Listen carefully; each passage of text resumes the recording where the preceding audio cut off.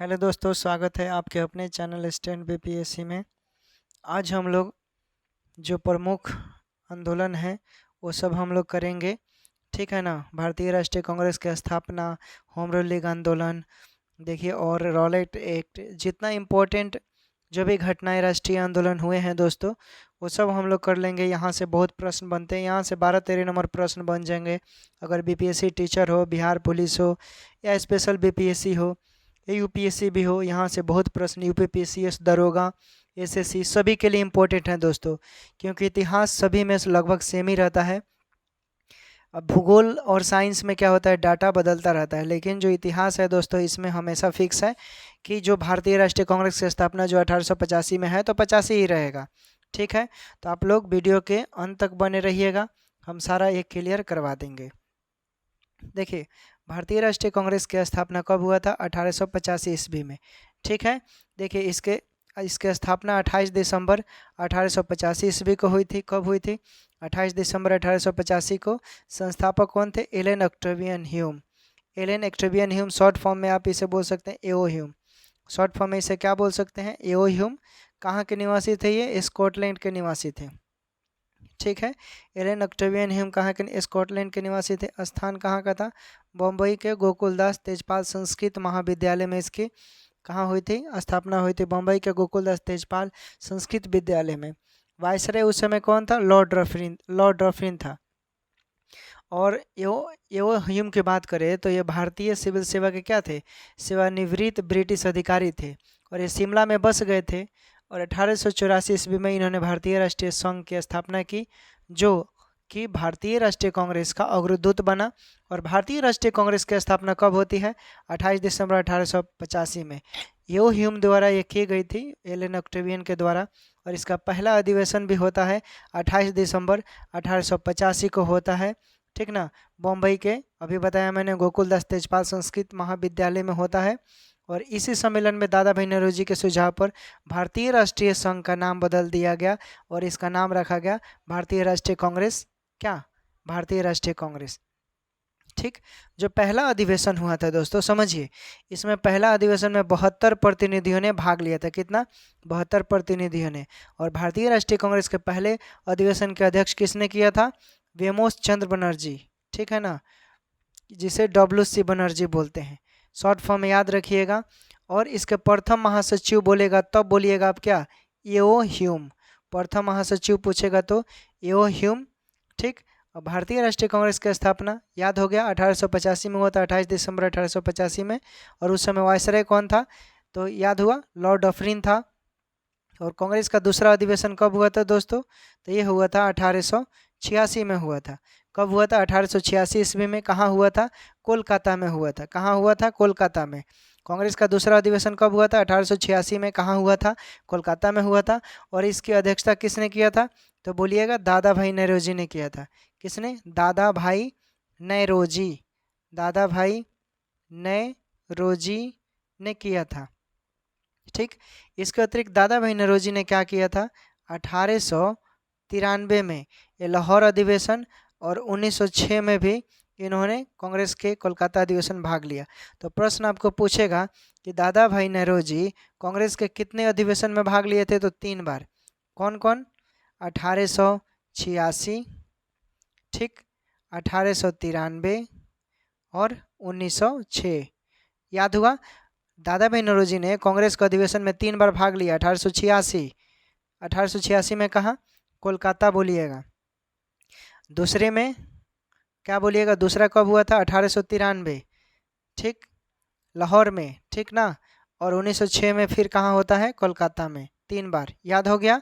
1886 कोलकाता, 1893 लाहौर, 1906 फिर कोलकाता। दादा भाई नौरोजी 1886, 1893, 1906। याद हो गया दोस्तों? चलिए, देखिए, भारतीय राष्ट्रीय कांग्रेस के सर्वप्रथम मुस्लिम अध्यक्ष पूछेगा तो क्या बोलेंगे आप?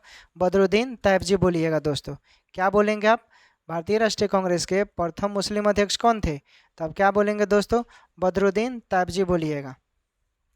एक भी प्रश्न आपका नहीं पूछेगा, सॉरी, नहीं छूटेगा। एक भी प्रश्न आपका यहाँ से छूटेगा नहीं। आप लोग अच्छा से वीडियो को अंत तक बने रहिएगा, सब गर्दा उड़ा देंगे हम। चलिए आगे देखते हैं। देखिए दादा भाई नौरोजी ने इसका नामांकन किया। आप क्या करेंगे, आप इसे नोट कर लीजिएगा। दादा भाई नौरोजी ने इसका नामांकन किया था का भारतीय राष्ट्रीय कांग्रेस का। पहले इसका क्या नाम था, भारतीय राष्ट्रीय संघ था। समझ गए। आगे देख लेते हैं आगे क्या है। देखिए आगे क्या क्या है ये भी देख लीजिए। देखिए पहले हम और कुछ बातें बता देते हैं आपको। देखिए भारतीय राष्ट्रीय कांग्रेस के 27 से 30 दिसंबर 1887 को मद्रास में क्या होता है, संपन्न होता है 30वां अधिवेशन। ठीक। और इस अधिवेशन में कुल कितने लोगों ने भाग लिया था, 607, याद रखिएगा। जो इम्पोर्टेंट है हम उसको काउंट कर देंगे, आप लोग नोट करते चलिएगा। भारतीय राष्ट्रीय कांग्रेस का प्रथम निर्वाचित यूरोपीय अध्यक्ष कौन था, तो जॉर्ज यूल बोलिएगा। कौन, जॉर्ज यूल। अच्छा एक प्रश्न पूछता है कि लाला लाजपत राय, जिन्हें लोग शेरे पंजाब बोलते हैं, पंजाब के इन्हें क्या कहा जाता है, तो सिंह कहा जाता है। और 1920 में कोलकाता के विशेष अधिवेशन में भारतीय राष्ट्रीय कांग्रेस का अध्यक्ष बने थे। और इस अधिवेशन में असहयोग का प्रस्ताव स्वीकार कर लिया गया। और एनी बेसेंट आंग्ल आयरलैंड की निवासी थी, इसलिए इन्हें आंग्ल आयरलैंड बोला जाता है। वे 1907 से 1933 तक क्या किया, थियोसॉफिकल सोसाइटी की प्रधान रही। और वर्ष 1916 में होम रूल लीग का गठन किया जाता है। और 1917 में भारतीय राष्ट्रीय कांग्रेस की पहली अध्यक्ष बनती हैं। तो याद रखिएगा ये सब बातें। चलिए अब हम लोग होम रूल लीग के बारे में देख लेते हैं। होम रूल आंदोलन की स्थापना 1916 में किया जाता है। ठीक, 1916 में किया जाता है। और होम रूल आंदोलन आयरलैंड के होम रूल आंदोलन से क्या था, ये प्रभावित था। सबसे पहले होम रूल आंदोलन कहाँ शुरू किया जाता है, तो आयरलैंड में शुरू किया जाता है दोस्तों। ठीक ना। बाल गंगाधर तिलक पुणे से करते हैं इसकी शुरुआत। और एनी बेसेंट मद्रास से इसके करती हैं। ठीक ना। एनी बेसेंट लेडीज थी, याद रखिएगा। अगला प्रश्न देखिए मित्रों, रॉलेट एक्ट देख लेते हैं। 19 मार्च 1919 को हुआ था रॉलेट एक्ट। ठीक है, 19 मार्च 1919 को हुआ था। क्या हुआ था, रॉलेट एक्ट। क्या था, यह काला कानून था जिसके अंतर्गत किसी भी व्यक्ति को संदेह के आधार पर गिरफ्तार किया जा सकता है, जिसे बिना वकील, बिना अपील और बिना दलील का कानून कहा जाता है। ठीक ना। देखिए इसकी शुरुआत कैसे होती है। पंजाब के दो फेमस नेता थे, सैफुद्दीन किचलू और डॉक्टर सत्यपाल। ये लोग क्या कर रहे थे, आंदोलन कर रहे थे। पुलिसों ने, ठीक है, ब्रिटिश सरकार की जो रॉलेट एक्ट कानून था उसके तहत दोनों को पकड़कर जेल में डाल दिया गया। इन्हीं को छुड़ाने के क्रम में, ठीक ना, 19 मार्च को ये लागू होता है। और इन्हें 10 अप्रैल को पकड़ लिया जाता है दोस्तों। देख लीजिए नीचे है 10 अप्रैल। देखिए क्या किया जाता है, इन्हें 10 अप्रैल 1919 को पंजाब के लोकप्रिय नेता सैफुद्दीन किचलू और डॉक्टर गिरफ्तार कर लिया जाता। अभी मैंने बताया। इन्हीं लोगों को छुड़ाने के क्रम में क्या किया जाता है, पंजाब के अमृतसर एक ज़िला है, वहीं पर सभा बुलाई जाती है। ठीक, और भारतीयों को बुलाया जाता है और बोला जाता है, भाई अपना दो नेता है सत्यपाल और किचलू को रॉलेट एक्ट के तहत अंग्रेजों ने पकड़ लिया है, उसे छुड़ाना है, सभी लोग आइए। वहीं पर सभा किया जाता है। तो चलिए आगे देखते हैं क्या है इसमें। इसे जालियांवाला बाग हत्याकांड के नाम से जानते हैं, जो 13 अप्रैल 1919 को हुआ था। रॉलेट एक्ट के विरोध में पंजाब के अमृतसर के जालियांवाला बाग में एक सभा बुलाई गई थी। यह शांतिपूर्ण विरोध कर रहे थे, पर जनरल डायर ने इन पर अंधाधुंध गोलियां चला दी।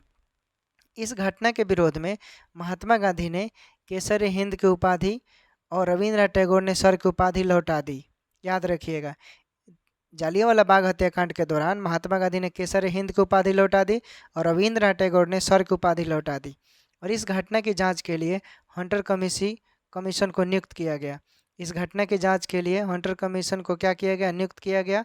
और सरकारी रिपोर्ट के अनुसार इसमें 379 व्यक्ति मरे थे। मतलब 379 लोग वैसे जिनका आधार कार्ड जैसे उस समय नहीं था, यानी सर्टिफिकेट से मैच किया गया था, परंतु मरे थे आवश्यकता से ज़्यादा। जो 1000 लोग थे ना दोस्तों, 1000 से भी लोग ज़्यादा मरे थे, उनका नाम नहीं मिला था पता नहीं चला इसलिए। देखिए इतिहास में एक गद्दार व्यक्ति था हंसराज। ठीक है ना, यही जनरल डायर को पूरा इन्फॉर्मेशन देता है और बिना किसी सूचना का उसने डू एंड डाई का ऑर्डर दे देता है। ठीक ना, शूट एंड साई का ऑर्डर दे देता है, पूरा मार दो दोस्तों। ठीक ना, इसी वजह से ये क्या होता है, ये थोड़ा यहाँ प्रॉब्लम हो, इसी के वजह से क्या होता है, परेशानी होती है। अब चलिए आगे देखें खिलाफत आंदोलन। खिलाफत आंदोलन कब होता है? 1919 में, ठीक ना। खिलाफत आंदोलन ये इंडिया से बाहर शुरू हुआ था। चलिए अब जानिए इसमें। देखिए खिलाफत आंदोलन तुर्की में खलीफा के पद के समर्थन में ब्रिटेन खिलाफ का क्या था? एक आंदोलन था, ठीक ना। ब्रिटेन में जो मुसलमान थे उनका एक धार्मिक पद था खलीफा, ठीक ना, उसी से संबंधित था।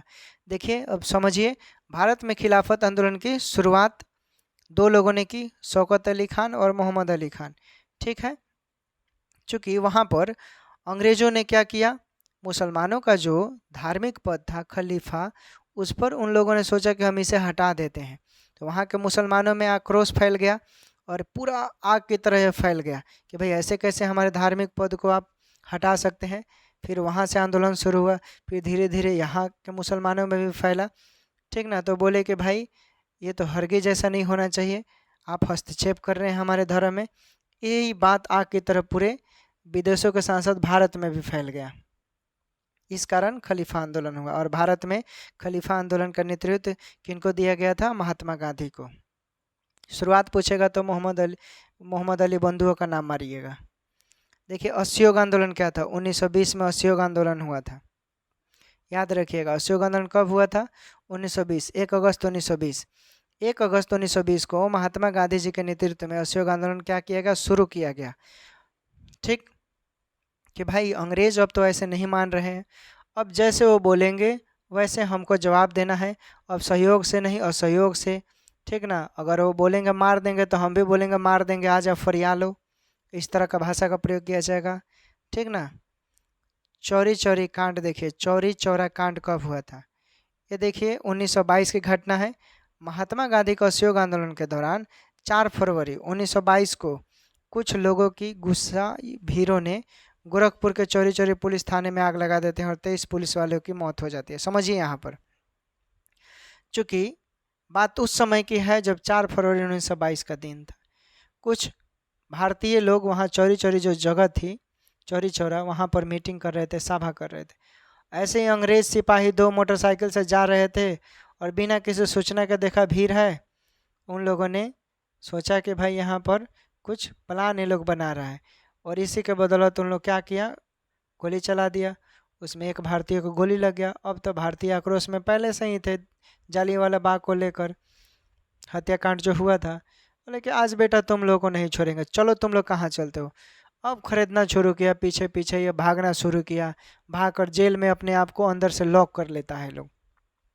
भारतीय आक्रोश में थे भाई, पेट्रोल लाया, मिट्टी का तेल लाया, छिड़क दिया पूरा जेल पर और जला दिया।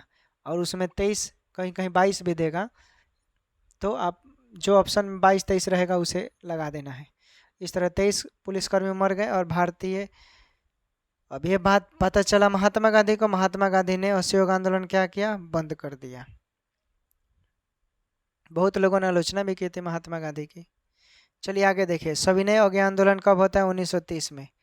सविनय अवज्ञा आंदोलन कब हुआ था? 1930 में। सविनय अवज्ञा आंदोलन कब हुआ था? 1930 में। सविनय अवज्ञा आंदोलन की शुरुआत गांधी जी ने 12 मार्च 1930 ईस्वी को दांडी मार्च के साथ शुरू किया। सविनय अवज्ञा आंदोलन की शुरुआत गांधी जी ने 12 मार्च 1930 ईस्वी को दांडी मार्च के साथ शुरू की।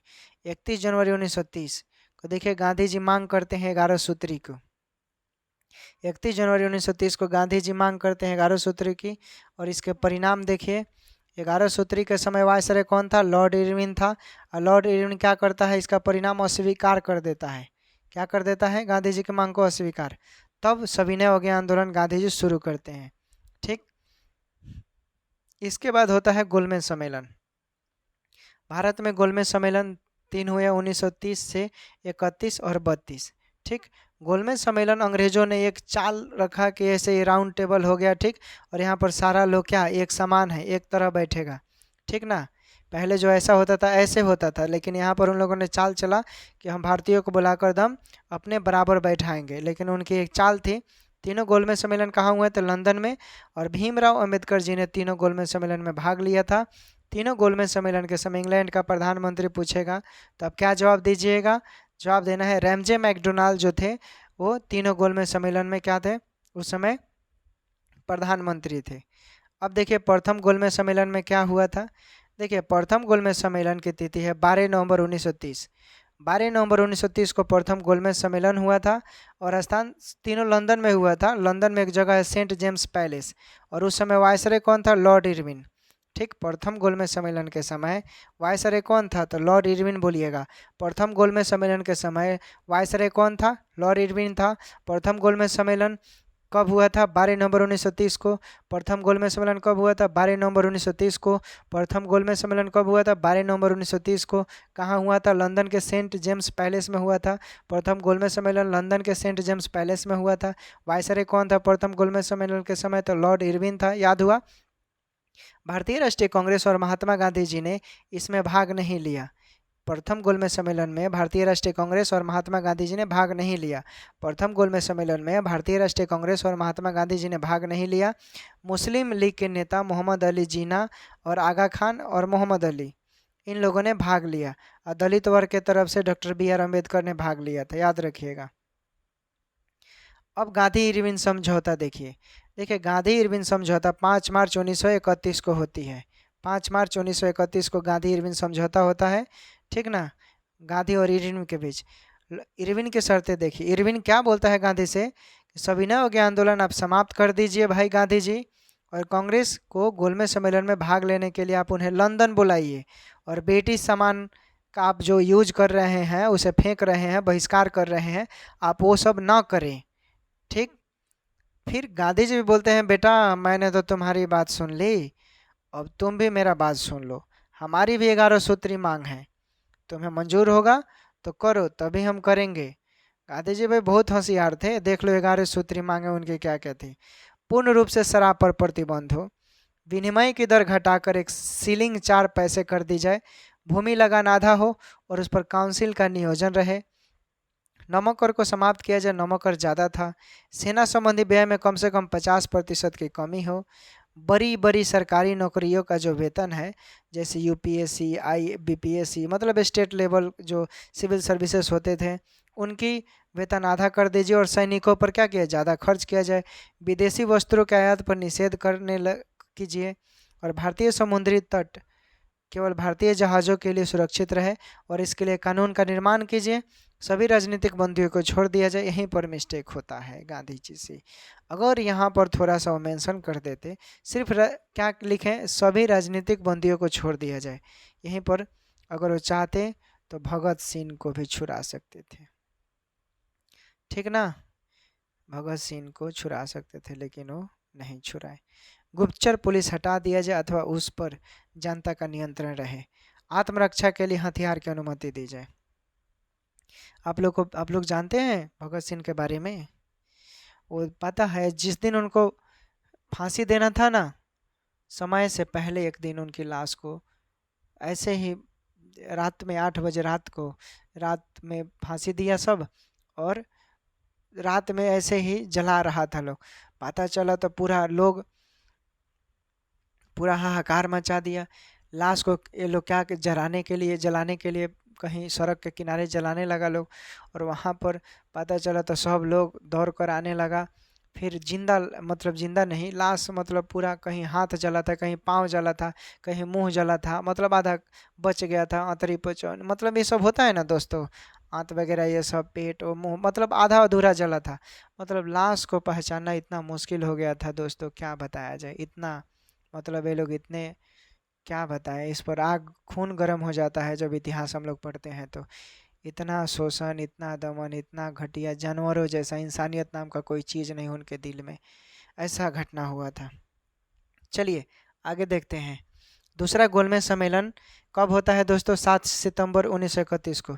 दूसरा गोलमेज सम्मेलन कब होता है? 7 सितंबर 1931 को। दूसरा गोलमेज सम्मेलन कब होता है? 7 सितंबर 1931 को। यही सेंट पॉल पैलेस में होता है लंदन में, और वायसराय उस समय कौन था दूसरा गोलमेज सम्मेलन के समय? Lord Linlithgow. दूसरा गोलमेज सम्मेलन के समय वायसराय कौन था? Lord Linlithgow.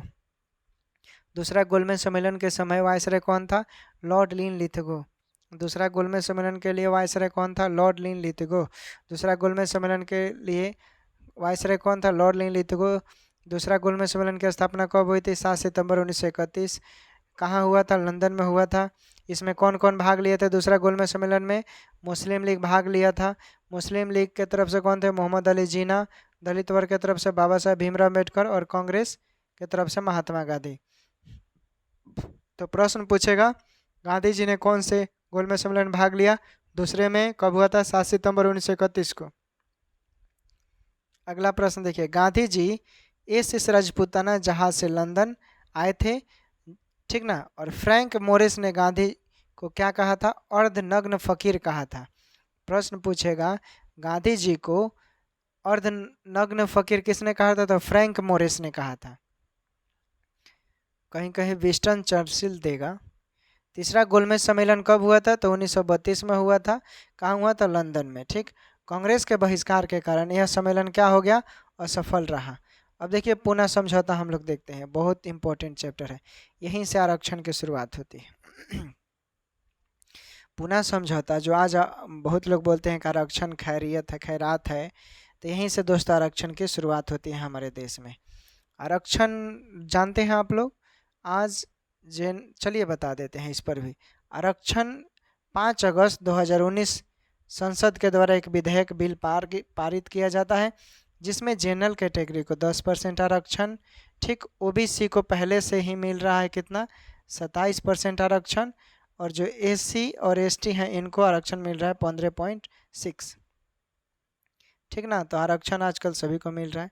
देखिए पूना समझौता 24 सितंबर 1932 को येरवदा जेल में क्या होती है? गांधी और अंबेडकर जी के बीच होता है। गांधी और अंबेडकर के बीच होता है। परिणाम इसमें क्या होता है? उस समय गांधी जी जेल में थे दोस्तों, ठीक ना? उस समय गांधी जी जेल में थे, जेल में होता है, अंबेडकर जी जेल में जाते हैं।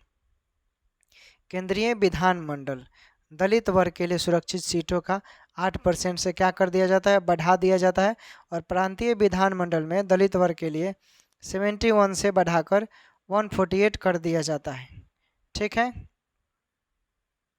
देखिए इसमें पाकिस्तान की क्या मांग होती है? 24 मार्च 1940 को लाहौर अधिवेशन में मुस्लिम लीग ने पाकिस्तान की मांग की। 24 मार्च 1940 को लाहौर अधिवेशन में मुस्लिम लीग ने पाकिस्तान की मांग करता है। और माउंटबेटन योजना के तहत 3 जून 1947 को वायसराय माउंटबेटन ने भारत के विभाजन की योजना रखी। क्या रखी? योजना रखी। तो क्या रखी? आगे कर देते हैं, देख लीजिए। देखिए जब विभाजन रखा उसने क्या किया? 15 अगस्त 1947 को भारत को आज़ाद किया। और एक दिन पहले पाकिस्तान का बंटवारा हो जाता है 14 अगस्त 1947 को। ये तो बंटवारा होता है तो पाकिस्तान क्या करता है? 14 अगस्त 1947 को अपना आज़ादी का जश्न मनाता है, मूर्ख लोग। भारत और पाकिस्तान के बीच सीमा रेखा निर्धारण किया जाता है। और वो कौन था? रेड क्लिफ था उसका नाम, इसलिए रेड क्लिफ उसी के नाम पर रखा गया, रेड क्लिफ रेखा, भारत और पाकिस्तान के बीच जो सीमा बनता है। देखिए यहाँ से प्रश्न पूछा जाता है स्टेट पीसीएस में, भूदान आंदोलन क्या था?